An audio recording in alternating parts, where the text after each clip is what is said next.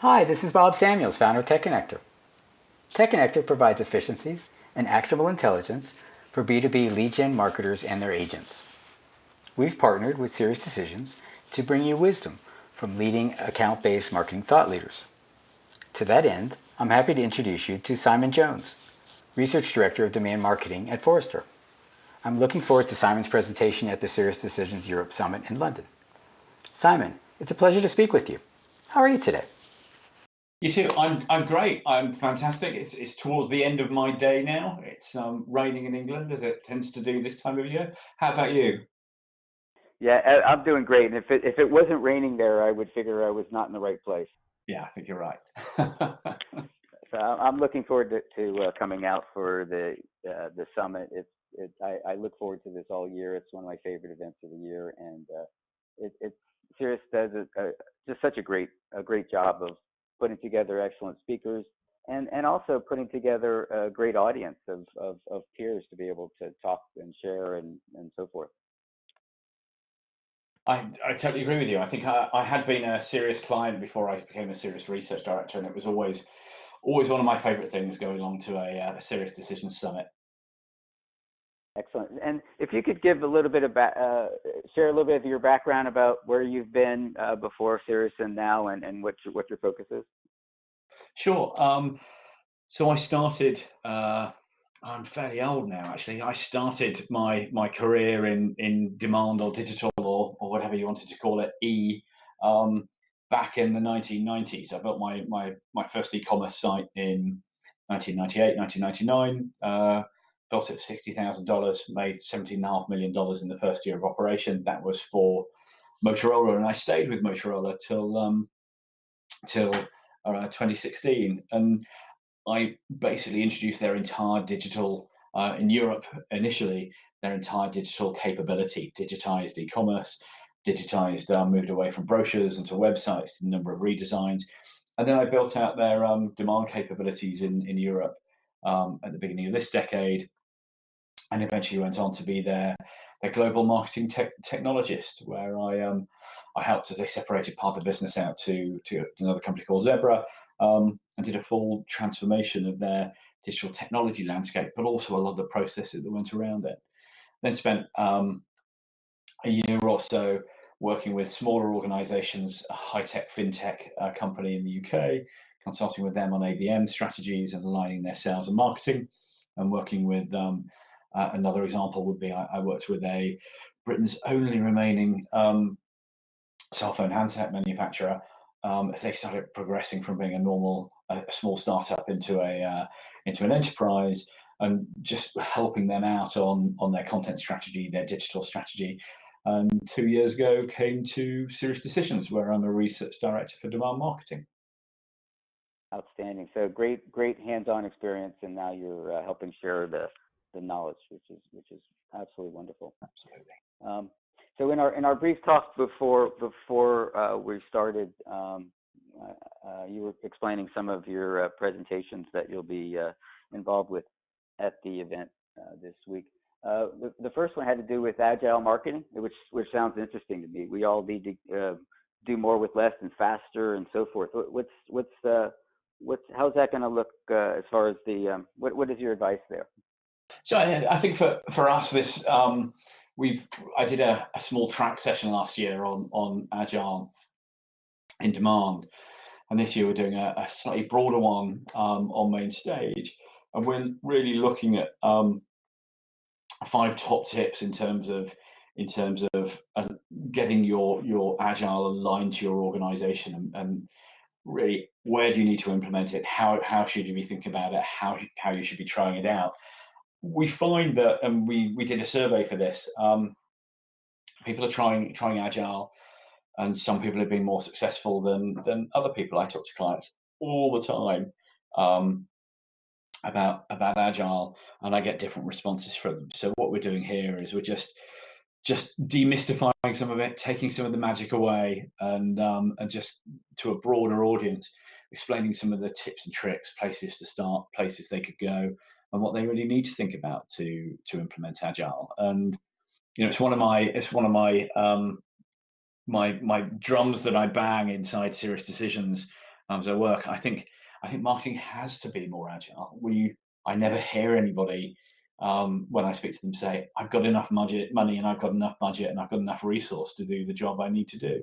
And so we have to change the way we're working as more and more demands come upon us as marketeers to deliver more revenue, to deliver more pipeline, to deliver more everything that we need to deliver. We just need to start acting differently.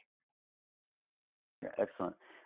We're all being asked to do more with less, Exactly. and actually more with more. And I mean, there's a lots of data, there's lots of tools, and it can also be quite confusing too, and maybe counterproductive with all of the extra capabilities that are available. I think you've totally nailed it there. The more information we get, the smaller the decisions we're having to make, the more granular the actions we're going to have to take, which just means we've got to be more agile. We've got to start looking more empirically at what we're doing. We've got to start understanding the value we're trying to deliver, not just for us, but for our buyers as well, for those personas as well. And we need to start aligning our teams across inbound, outbound, all the different delivery mechanisms and tactics to make sure we're focused on that value. And I think agile is fundamentally the way we need to do it. Yeah, makes sense to me. That's great. And then another topic is on telemarketing, and I imagine that telemarketing is a growing means of outreach, especially with GDPR and in Europe. Yeah, I think we all know that Teller is a very successful part of what we do in B2B marketing. We know that it delivers results.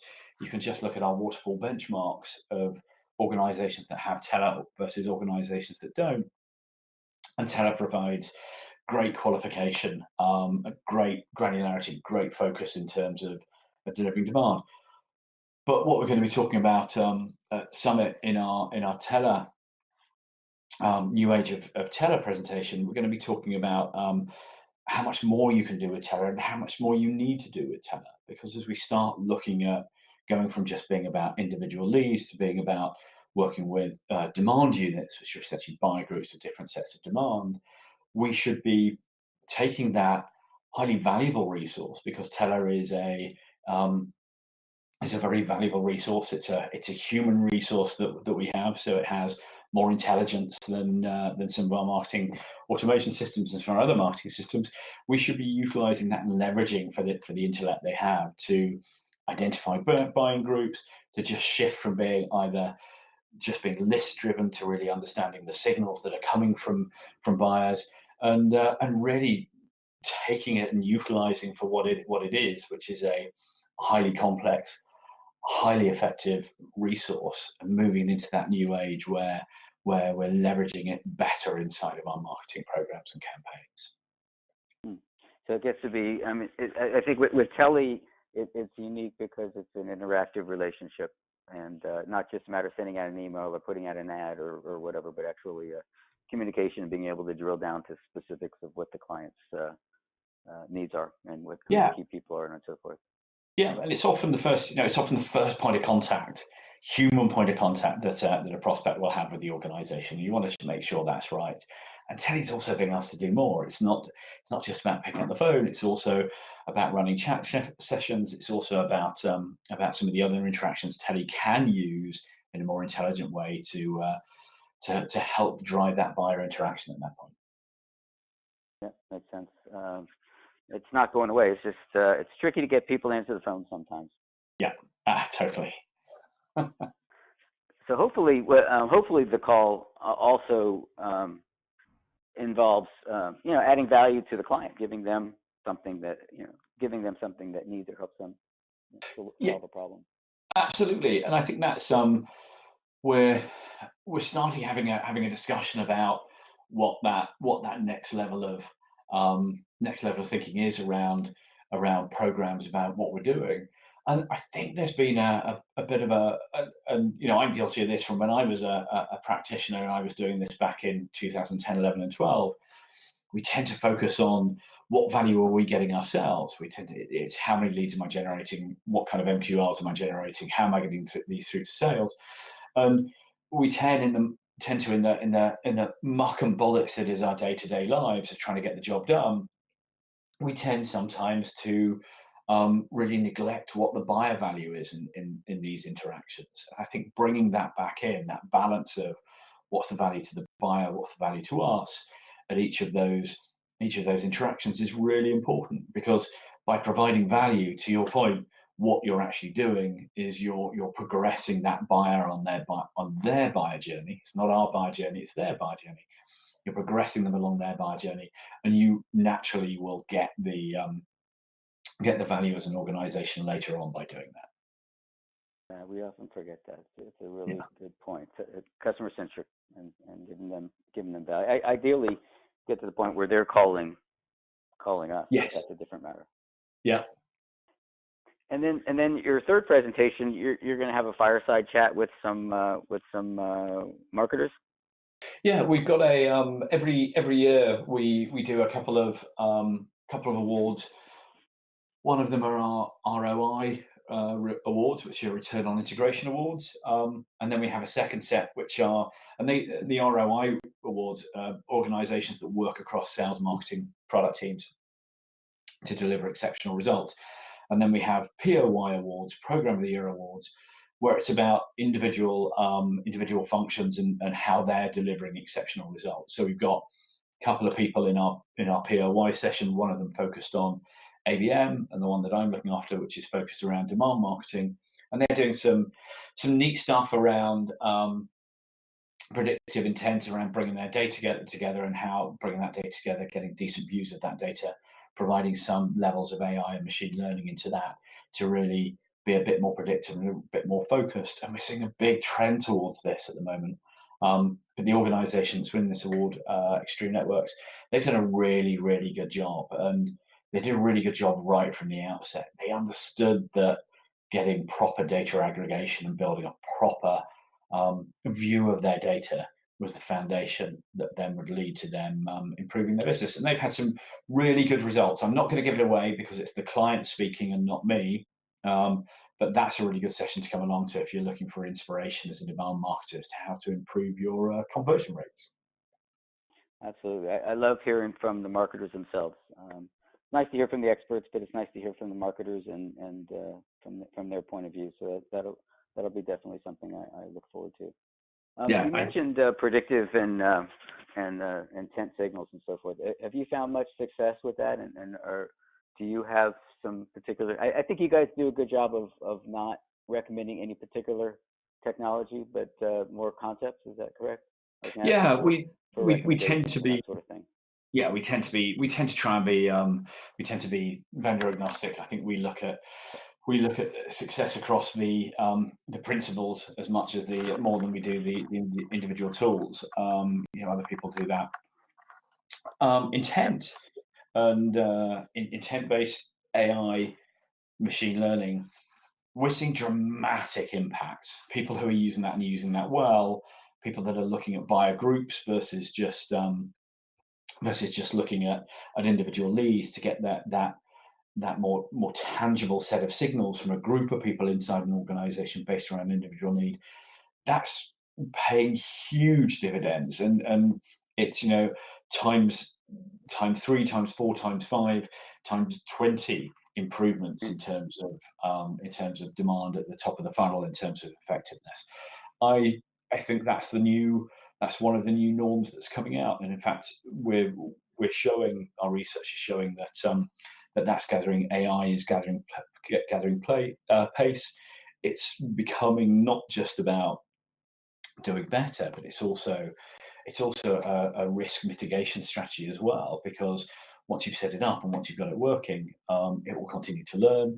Hopefully, you'll set it up properly so that it can continue to give you value as the technology changes, as the landscape changes. So it's a big thing for us, and I think we've built our demand unit waterfall around the concepts of that. And the way we're starting to look now is, well, once we've got that part of it figured out, the demand unit waterfall in, we've got the AI and the technology in, there are going to be some pretty strong implications for organizations and how they have to work to deal with that, as I spoke about a little bit earlier. Yeah, and you mentioned AI and machine learning. So the concept of continuous continuous learning, continuous growing is just such a great concept. Yes, yes, and the implications for marketing is the marketing role becomes a different role. It's less about what do I do next, and it's more about how do I provide that best next content that will really engage those buyers, and to the point we made earlier, give them the value they need to progress into becoming a client. Yeah, wonderful. I think you also mentioned, the sales and marketing. So sales and marketing having to work together. Have you seen, where have you seen the successes? Is it important for sales to take the lead or marketing to take the lead? How do you find where there's success in the collaboration between the groups? Yeah, I think it's less about who takes the lead overall, and more about defining what those roles are and defining what the engagements are, and being very defined about what the definitions are. So, we serious decisions were born on the fact that organizations that aligned across sales, marketing, product grow faster, they grow better, they have bigger revenues. The first place that tends to start is in demand generation, where it is about aligning sales and marketing to a common set of objectives, a common set of rules about how they engage. And so one of the things I spend a lot of my time doing when I work with clients is walking them through how they need to do something as simple as how do you properly define a lead so that the organization can get behind that lead definition and work towards it. We see it on a regular basis. And when I was a practitioner, I had this the argument of sales saying, I want more leads. So you open up the gate at the top of the funnel and you give them more leads, and then they come back and say, I want better quality leads. So getting that, first of all, getting that definition of what a good lead is for the organization is important. Secondly, then having the alignment around who's going to take what part of the waterfall, how's Teddy going to hand over to sales, how's sales going to hand back to marketing, and how that whole process works is really important. Once you've got that aligned, that basic revenue engine is optimized, you've then got the main part of it out of the way, and you can start talking about what are our big initiatives? What are the business objectives? How much is marketing going to contribute? How much is sales going to contribute? And that will vary based around a number of different things going in an organization, in the marketplace. Sometimes it will be more about marketing taking the lead and generating all the demand through e-commerce. That's kind of a digital first approach. Sometimes it will be about marketing being there to support sales through the top, the middle, and the funnel, but primarily working at the top. And we find that organizations that talk together win together, basically. Makes sense. Makes sense. So is the applications typically that you work with, is it typically bringing in net new prospects, or is it building the current clients and expand sort of thing? It's a combination. We tend to find that smaller high growth organizations, it's more about, and this is going to sound obvious now I'm saying it, is more about the new logos, bringing new logos, net new demand. As you get into more mature organizations, larger organizations, it's then that land and expand. Once we're in, how do we cross sell? How do we upsell? How do we maximize our revenues? How do we keep our recurring revenue stream working as effectively and efficiently as possible? And what we do find is, depending on organization, we find that all of those things are important. I mean, certainly my time at Motorola, I was working kind of right across the extremes of selling $40 accessories that you would sell on a regular basis, and it was all about keeping that churn up to the same people. And we were selling those in a sales cycle of matter of weeks, right up to, I remember the biggest deal I was working on took 12 years to close, and happened once every 20 years, and that was essentially a renewal gig for building that demand. So we find that in a lot of organizations where there is not just one one method of generating demand. There are multiple methods of generating demand. They need to be agile enough to do that as well. Makes sense. So as far as the putting together, backing up. So it seems for ABM you need to figure out who the target audience is, maybe segment it, prioritize it, figure out who within the company to reach out to, because it's no longer one person at the company, one lead at the company. It's probably a dozen or dozens potentially different folks on the buyer committee. So how do you go about figuring out and prioritizing who to go after? A number of techniques.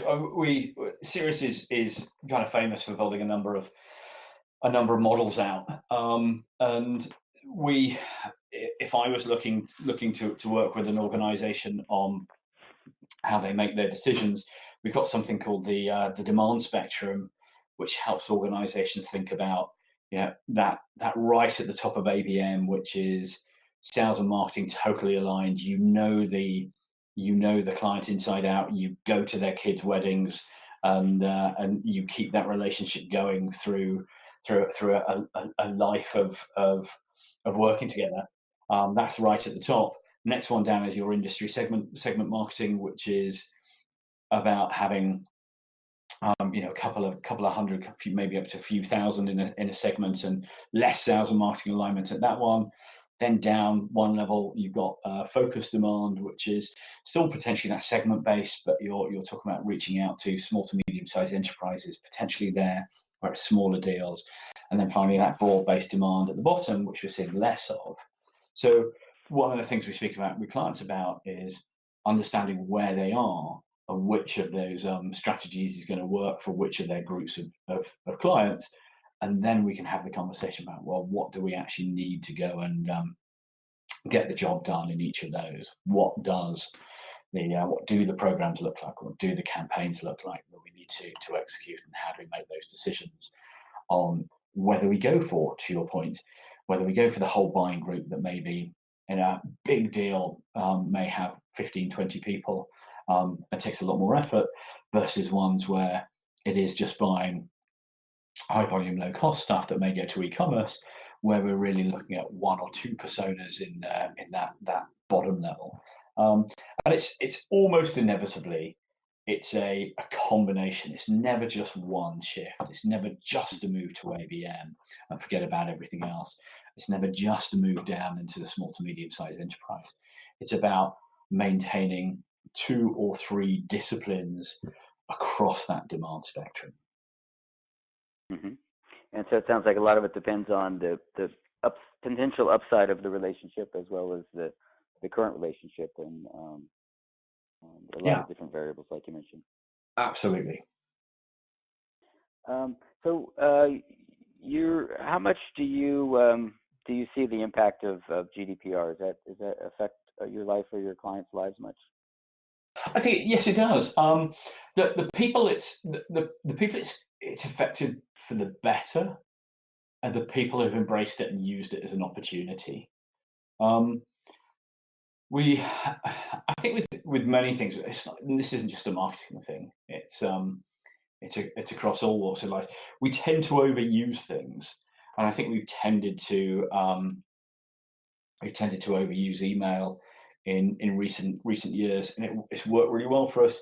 But it's meant that we haven't necessarily used the best industry best practices when using our email, and I think that's led to GDPR. And what GDPR has done as a positive is it's meant that people actually have to start using email properly, have to start think about the prospects on the other end and the receiving end of the email, and tidy up their databases. And I think when people have done that, they've seen far stronger engagement on their outbound campaigns to the people that have opted in, double opted in, because they've identified the people that are interested and are doing less of a shotgun approach to the market. So I would say, if people are coming to us and they're saying that they're getting better results from GDPR, they're doing it properly. If people are coming to us and saying they're not getting the results they need because of GDPR, I think there's still more work to do to change the mindset inside those organizations to be more buyer focused. Makes sense. Well, and it gets back to your point before. I mean, if you have the client's interest or the prospect's interest in mind, and that drives things, that should help quite a bit, because then you'll reach out to them only things that are important to the relevant to them, and just be careful about it and be sensitive about what the client's interested in and what they're asking for. So Yes, being focused on buyers' needs and understanding what their needs are and how you can service those needs, you can support those needs, you can answer their questions, you can add their value. That's exactly it. That's how you bring value to yourself by bringing value to others. makes sense. So you get a chance to see cool things going on. What are you seeing in the marketplace? What's your prediction of how things are heading on lead gen and ABM? What are we going to be talking about at next year's conference and in 5 years from now? How are things changing? I think agile is going to be agile ways of working. Obviously, this one, what I'm focusing on, of course, I'm going to think it's agile. I think agile is going to become more and more important. People are going to be using it more. People are going to getting more success out of it. I see one or two clients doing extremely well, and they're agilifying, if that's a proper word. They're agilifying their entire organization. I was having a chat with somebody not too long ago about how do you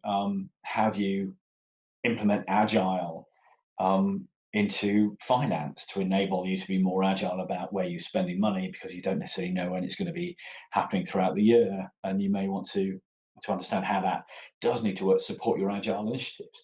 So I think agile is going to be important, but agile is going to be driven by other things. Agile is going to be driven by personalization. We said right at the beginning of the call that we're getting more data. It's not that there is more data about. We're better able to understand the data. We're better able to capture the data, and we're better able to capture the complexity and understand what complexity is there. The complexity's always been there. We can now understand it by gathering more data and analyzing it. So as our eyes open up to that, by the way, I'm stealing that from another one of the analysts, as our eyes open up to that, we start realizing that this is about groups of people. It's not about individual leads. Because it's about groups of people, we need to be more personal, and we need to understand that when we're talking to them, they have different needs, whereas in the past we thought it was just one need. So that complexity is leading us through to greater personalization. That greater personalization is leading us through to implementing AI, and back to the thing of, well, we need to start acting differently as marketeers and working differently as marketeers. Beautiful.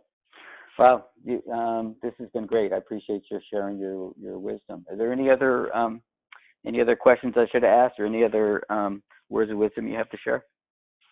I would just say, when you get over, come with an open mind, and if I see you in the evening, I might buy you a beer as well. I look forward to it. Great.